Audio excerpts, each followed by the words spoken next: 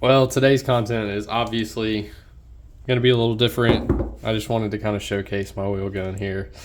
This is not anything I've bought. This was actually inherited from my dad. This is his Ruger GP100. Um, I always idolized this gun when I was a kid, man. This and his 1911. He liked his 1911 more. I like the wheel gun more, man. I mean, you look at it. It's so good looking. And I'm about to hang on. I'm about to get the other goon tape. Yeah, I don't even like calling it that anymore, dude. The hockey tape, the Howies. I'm gonna call it Howies. I'm gonna get the Howies, and I'm gonna switch this up to black. While I'm talking to you guys here, but I was watching 1776 Ducks video, which is if you don't know who that is Eli. The guy that is in Alchemy Custom Weaponry's videos. If you've never watched any of their content, I highly recommend it. It really got me into the older school style 1911s, and I have liked that style, but I have a newfound appreciation for it. Alchemy stuff is gorgeous. So obviously this looks pretty good, but I really don't vibe with these OEM grips. I want to get some VZs for it, but they're like $90 or something crazy. So I'm gonna wait a little bit. Maybe, I don't know, man. It's tax season. I might spend some of that return on some grips for this thing. But what I want more than new grips, because I always use hockey tape, is a holster. I want a Kydex OWB like duty style holster for this, or an inside the waistband. I mean, either way. I'm trying to do this around the camera. This is fucking stupid. Obviously the gun's clear. I just showed clear. But I would love to get a modern style Kydex holster for this, regardless. I mean, I think I'd prefer OWB, not to like wear it around town, but just to use it at the range, maybe wear it around town if I'm feeling like I want to look badass that day and put a fat old target on my back, but no, and I don't think if you carry OWB that you're always putting a target on your back. I think it's definitely viable in some situations, but no, mostly just for range stuff. And if I got an IWB, obviously I could conceal this. I say that like, obviously this gun is so tiny, I could very obviously conceal it.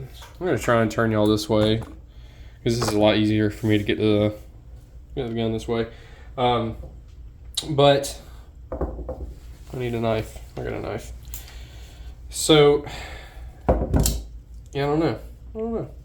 It's just another thing in my mind that I think about all the time, is this GP100 and what I want to do with it. So I've been looking at holsters and stuff.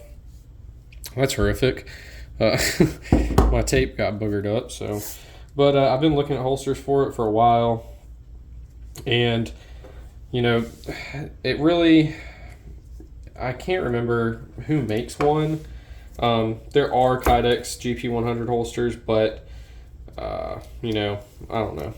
Like if I were to put, if I were to put an X300 on this, would it fit in an MSP? But I don't think there's a viable way without like fabricating a portion of the frame to accept a rail, which would be drilling and tapping. And I'm not trying to do that to Dad's gun, man. Like, you know what I mean? Like, you shouldn't, I think you should do whatever you want to with, especially, I had a great relationship with my dad, and he's the one that got me into guns. So, I don't think he'd care. He might roll his eyes, but he ain't rolling over in the grave. You know what I mean? Like if I were to drill and tap this for a light, at the end of the day, he was he had a long-term project, this 1911 that I now have, that was a like a competition style build. And now that I get older, I kind of see where he was going with that. He had the Pachmeyer grips on there,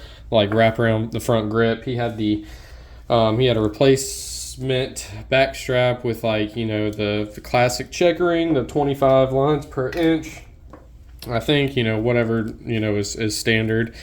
And he also had beaver tail grip safety that wasn't fit to the gun, and he also had a mag well that wasn't fit to the gun, but he was working his way there. And where I grew up, there weren't a ton of gunsmiths around at the time, so it's kind of hard to get work done.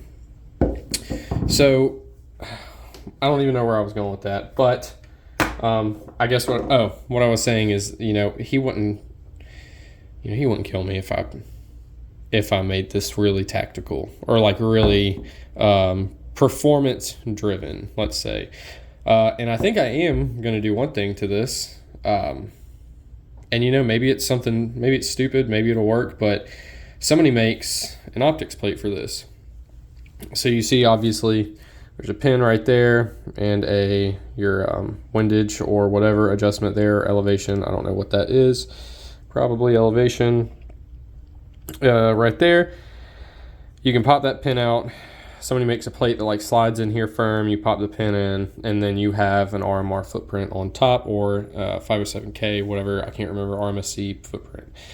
And they're like $35. So, at the end of the day, there's no reciprocating slide on this. So even though it's a heavy caliber, it's a 357. I don't think it will do, the same amount of torque and stuff. I don't think it'll apply the same amount of force, whatever, to the red dot. Look at me trying to sound scientific. I don't know, man. This gun's too beautiful. I can't stop looking at it. I keep losing my train of thought. I think the black hockey tape looks better too. I don't know about y'all. I also have the Arctic camo, but I kind of got this, like, I should have just got 2 rolls of M81. Oops. Should have got 2 rolls of that. I got this thinking like, well, I need to get something different for my 3-pack. No, just get more M81. The answer is always Miata. Miata is always the answer. Unless it's camo, and then it's M81. Or like Rhodesian Tiger Stripe or Fleck Tarn. Or like the cookie one. I don't know all the names, man. I'm probably fucking those up, but you know what I'm saying. Those are some of the classics for sure. But this thing is sweet, dude. I'm going to get some nice ammo for it. I'm going to get a holster for it and a red dot put on it for sure. I mean, it might be, years. It's just, this is something I'm never going to get rid of this gun. Obviously, it was my dad's. I'm not getting rid of any of the ones he gave me. I can't do that. That's blasphemous. I did actually part ways with one. And it wasn't a special gun at all. It was definitely not a throwaway gun, but not like a sentimental gun. That being said, I still regret getting rid of it. There's actually a couple, man. I forgot about it. I forgot about the Ruger, the other Ruger, the Security 6. I had a blued Ruger Security 6 revolver, kind of same form factor and size, except it didn't have that full barrel underlug right there, and it was blued. Fucking gorgeous. The guy that I sold it to, I think, still has it. And he told me, this was more than a decade ago, I think at this point, maybe just, 8 or 9 years ago. He told me if I ever wanted it back, he'd always have it, because he doesn't sell guns, but like everyone should be. And you should buy what you want. Make sure you know what you want, buy what you want, and don't sell what you buy, because, damn, look at me. I'm about to fucking catch some heat for this. Bobby, you hear me? Oh, shit, I didn't mean to flip the knife out like that and shit on you, but you hear me, Bobby? You figure out what you want, you buy it once. You don't sell your shit, bro. I'm just kidding, dude. I've definitely sold some guns. Obviously, I'm talking about it, and there are some instances where, I think, I don't know, man. I just have weird feelings about it. There's a part of me that always thinks, like, something's going to happen with this gun that's going to lead back to me. Like, that's just my paranoia, man. And that's the big reason I don't sell any of the guns that I've bought. I don't sell my dad's because they're obviously sentimental, but I don't sell the ones that I've paid for myself either, because I just don't like something that had my name on it at one time that is capable of what guns are capable of being in the hands of somebody else. So, learn my lesson. Will I still sell guns in the future? I'm sure, especially if I want something really bad. Like, right now, I really want a nice gun. I want like a more premium option, looking at that 5-inch Bull Armory Tac SAS 2 or whatever. I think that's the whole name of it. Oh my gosh. Nightwood Guns did a video about that. And he pretty much sold me on it, man. That thing is gorgeous. I want the 5-inch. I want to have a flush Surefire X300 on that thing. Ooh. But for that money, you know, you're creeping up. I mean, it's not staccato money. It's not alchemy money, but you're creeping up. It's 2,500 plus. So it's going to be hard, man. If I get $2,500 set aside that I can just feel comfortable blowing on a gun, I could go spend that now. But would it hurt? Yeah, it would. It would hurt. If I saved up $2,500, you know, straight up, where I could spend it, not even flinch, it'd still be hard not to just keep going and go ahead and save up. Just save up just double that up real quick and buy something nicer. You know, get up into that Nighthawk territory. You know what I'm saying? Oof, God, that would be so sick. But you know, we're thinking way in the future, man. You know, I ain't rich by any means, so I ain't rich, I ain't broke, but you know, I'm trying to be more responsible with my money too, and I have been. Thank you, Caleb Hammer. Thank you, Caleb Hammer, for you bullying other people so I can feel like I'm being bullied into saving money and getting my credit score up. Dude, Caleb Hammer is the sole reason my credit score has gone up 80 points this year, bro. 80 points. 80 points, bro. Like, I don't know if that's good or bad, but I know that's good for me. You know what I'm saying? Like, not bad. Obviously, it's not bad. It went up. I don't know if that's like average. You know, people open a credit card and, you know, you get a boost initially, I'm pretty sure. But I've steady been like, you know, 30% or less on the card, pay it off before I incur any interest. I was paying off another line of credit that I had. I stopped spending on that. There's a lot of little things I started to do, and it really definitely added up. And my credit limit has already gone up. So thanks, Capital One. That's fucked up of you to just throw me an extra $1,000. It's like, I don't know. I've never had a credit card. I'm 29, and you know, I stayed away. My parents, you know, swore me off of them for so long, and I'm now getting to the point where, you know, I'm really, really, really tired of renting, and I want to buy a house. So you need credit to do that, and so I'm working on it. So, I mean, you need credit for a lot of things, but something about that, right? Something about that, right? Hang on. Ooh.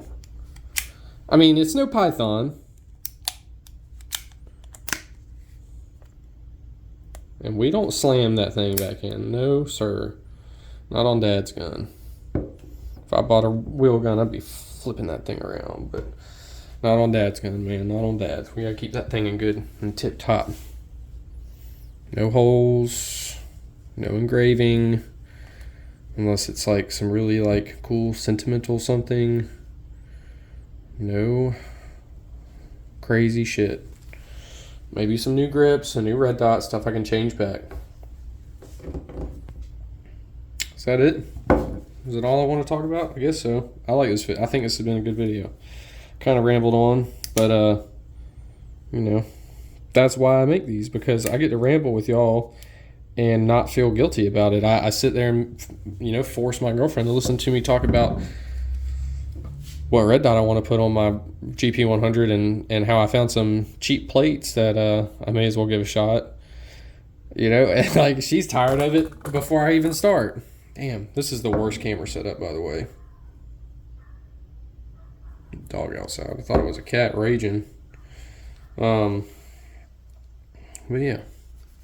Sorry if I haven't been in view this whole time. I'm just going to upload this video though, bro. I don't care. A lot of times I let stuff get to me and I'll re-record the same video a bunch. You know, I have stuff I want to talk about in a lot of videos, and sometimes I don't. But, you know, I usually like to sound, you know, cohesive. But, man, sometimes it's just like, it's good to ramble. There's a hard part to clean on a revolver. Those little crannies. Well, I guess not too bad. And I got a toothbrush over here. Yes, I do.